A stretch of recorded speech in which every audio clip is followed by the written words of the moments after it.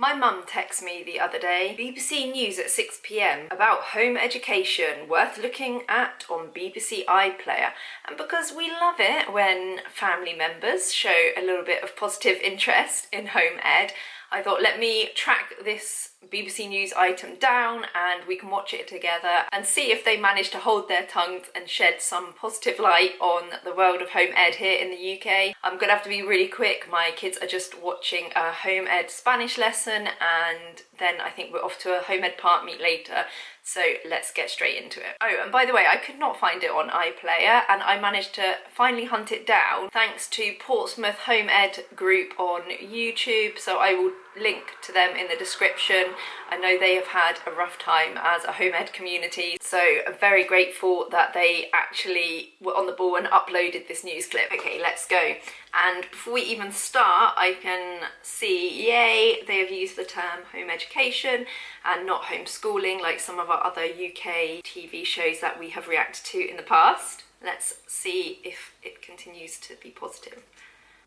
Next tonight, a BBC South investigation has discovered the number of children being home educated in our region has risen sharply over the last 10 years. Okay, so this is actually BBC South today, so this is focused on the south of England, obviously. But I'm going to guess it's fairly representative of rising numbers across the UK. A Freedom of Information request to 15 local authorities revealed rises in almost every council area. And it's not just since the pandemic. 7 authorities were able to provide us with figures for each of the 10 years, which show a steady rise prior to 2020. In Hampshire, the number of home-educated children has risen from 623 a decade ago to over 3,500, almost 6 times higher. In Oxford, I mean, that's a huge jump, isn't it? I mean, that is 10 years. But yeah, to be over 3,500 now is a massive jump. It just makes me think, like, back in 2013 when there was only 623 people doing it in Hampshire. And, like, yeah, Facebook was a thing, so I guess we had events. But it must have been so much harder to get to groups and organise meetups and stuff. So kudos to anyone who was doing this in 2013. If you're watching and you were doing it in 2013 or before, leave me a comment because I would love to know what it was like back in those days. The figures have trebled last year up to 522. And 10 years ago in West Berkshire, just 8 children were known to be home educated. The number there's jumped to 256. And some experts believe the real figures are even higher. Right, let's just, before they rub this out, what is it with Hampshire that is so much higher than everywhere else? I wonder, but also it makes me think a Hampshire LA just a lot more on top of their figures, because that is a huge difference, isn't it? 522 versus 3,593. I would be interested to know why that is such a big difference. Is it because the LA just have more records and in fact it isn't such a big difference? Is there something about Hampshire? Is Hampshire just a much bigger county than Oxfordshire? I don't know that. That would be something to look at with the kids. That would be interesting. Children who are never put into school are currently not required to register. Our reporter Clodagh Stenson has been meeting some parents deciding to home educate. So children, he was saying, children who are not in school are currently, that word worries me, not required to register, which is true. Like, you don't have to inform anyone or join a register, and even if you are removing a child from school, the only people you need to inform are the school that they're not going to be attending anymore, and you aren't actually required to register with anyone, but the school should inform the LA. So it's kind of right, kind of not. Hello, welcome to my school! No bells or assembly for 7-year-old Nuri, but you'll still recognise some of the school classics. 9 o'clock it's maths. And here are the fractions. They're actually fractions, they're not pizzas. 10 o'clock English, with some creative writing. Bee went into the tree, then he found a telephone. And after lunch, history. Topic of the day, the Silk Road. So this is all my spice work I've done. Fennel, black pepper, cloves, carom seeds. Firstly, how awesome is she? She put a bright smile on my face this morning. Love her, love the energy. I noticed they have chosen Obviously, someone who follows a semi-structured, I'm going to guess, approach to home education, because they have, 9 o'clock maths, 10 o'clock English, 1 o'clock history, which we definitely don't have that sort of structure yet. Probably a good thing when you're putting it on a news item, because people already have trouble digesting the idea of children not attending school. So I think if you went straight in with like some unschoolers who don't follow a timetable, it would just blow people's minds too much probably. So I think for a general news item like that, having someone who follows a schedule is probably more palatable to the general public right now. Loving her pizza fractions and those story blocks. I think I need to find this mum and where she gets her resources from, because those story cubes looked really cool. Yeah, she's awesome. Nuri's mum, Nadia, is one of the growing number of parents choosing to home educate their children. I believe that the school system is very much a cookie-cutter approach, and unfortunately our daughter didn't sit within the kind of cookie-cutter shape. Different ways of learning, and we felt that we could really give her an advantage in a home environment. I mean, true. Where is the lie?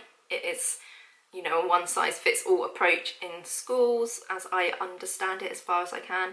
And she says her daughter didn't fit that particular cookie cutter mould, so good for her. Doesn't say if she's taken her out of school. She's never been in school, but those are obviously one of her reasons behind it. The Reading mum has been home educating Nuri for nearly 2 years and says the one-to-one teaching has helped her daughter catch up. So she would have been to school then if she's 7. She's actually now exceeding all of the targets that we've been setting for her. Nadia's friends and family were supportive of their decision, but she says there can be a stigma attached. There are misconceptions that we're weirdos or that we are isolating our children for whatever reason, but it's so not the case at all. My daughter. Yeah, I mean, like, if you're already home educating, I'm sure you have been either directly told those sort of views or you've picked up on them, like the weirdos and the isolation sort of thing. So it's good. I've just interrupted her, but it sounds like she's about to address that socialisation thing. Daughter is very much part of clubs. She's so socially active. She says it's now easier for home educating families to form communities. Facebook groups, Instagram. And yes, just a quick social media search shows home ed groups in nearly every area. And at this art meetup in Portsmouth, home educating mums told me why they think it's on the rise.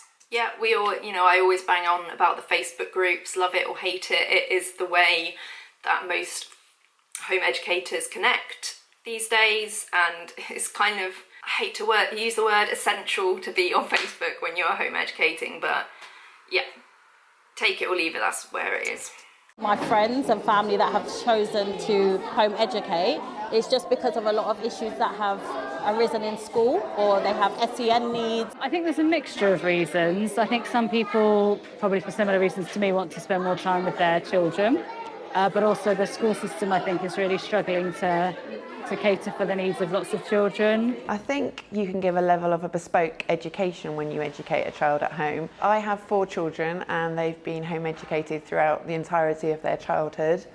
A lot of it was to do with enjoying the freedom that came in the early years of allowing them to learn at their pace. I love all the things these parents are saying, and they're totally true, and I think it's giving a really good broad overview, because there's kind of as many reasons as there are home educators why people come to it. And a lot of people will fall into the camp of they've tried school and the school system has failed their child, so they've pulled them out, and it's kind of a second choice to home educate. Or that's just like that lady, she's home educated from the start and it gave her the freedom that she wanted when her children were younger and allowed her to make that sort of bespoke learning environment. And all these kids just look amazing in this clip. Love it, enjoying their clay, and very cool. So what does the law say about home education in the UK? Parents must ensure their child's properly educated, but they don't need to follow the national curriculum.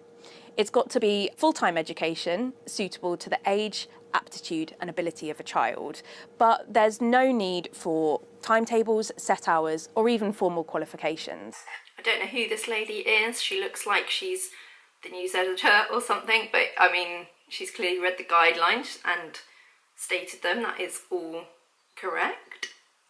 And don't expect a knock at the door from inspectors either, because local authorities have no formal powers or duty to monitor home educators. Somebody send that to the local authority, to my local authority. I mean, if you've been here for any time, you know I did get a knock at the door about this, so that is only a part truth. I mean, it just comes time and time again, doesn't it, to like this difference between local authorities and how they choose to interpret the guidelines. They have no formal powers or duties to monitor home educators, which is in some respect true. They do have a legal duty to ensure that children not in school are receiving like she just said, a full-time education suitable to their age, aptitudes and needs, but that doesn't give them power over what they learn or how they learn it.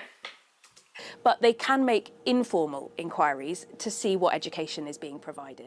I would like to send that little news clip to the local authorities because, yeah, a lot of local authorities, I don't think, realise that. A Department for Education spokesperson said, "We support the right of parents to educate their children at home, but all children should receive a suitable education regardless of where they're educated."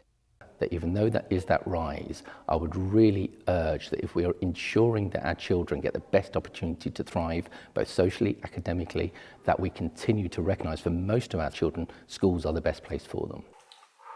Deep breaths, deep breaths. Who is this guy? Who was he? Let's go back. Association of Directors of Children's Services. I don't know what that is.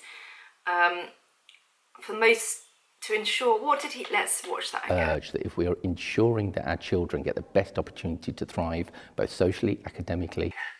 If we are ensuring that our children get the best opportunity to thrive both socially and academically, for most children they should be in school. I mean, I'm biased, but I don't agree with that at all. Like, I think sometimes children being in school is the worst place for them to be able to thrive socially and academically, and I think that's probably for a lot more children than we would immediately think. Like, it's not just for children with school anxiety or SEN needs or SEN. Yeah, let me know what you think about what he just said, and we'll move on. Being both parent and teacher does come with its sacrifices, and Nadia says their family has taken a financial hit so she can home educate Nuri until secondary school. Yeah, totally valid point, and we've talked about that before. Like, for most people who are the main home educating parent, you aren't going to be working full-time, and that does come with a financial hit, even though home education can be very low cost in terms of like the amount of free resources and free meetups there are to attend.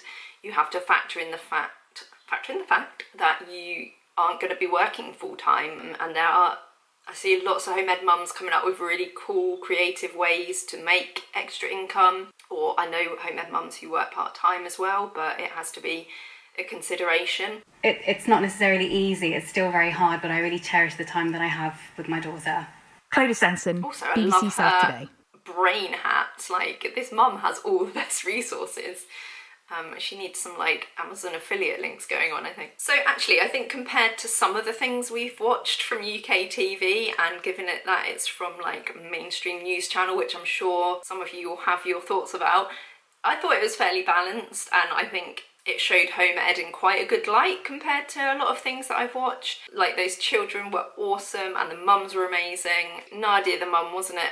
I think she gave a good balanced overview of like the positives and the, I don't want to call them negatives, but the considerations you have to make of like the financial hit and not getting much time to yourself, or having to be very purposeful about engineering time for yourself. So yeah, hopefully at least that sort of clip puts home education on the radar of people that might not even know that it's a thing in the South, and that there are other viable options other than school if either your child is struggling there or you just don't believe in the school system or see it as normal. Let me know what you think about this video clip, whether you think it showed home education in a good light, and if you really want, you can compare it to how home education has been portrayed in some other UK TV shows. You can watch that here and compare.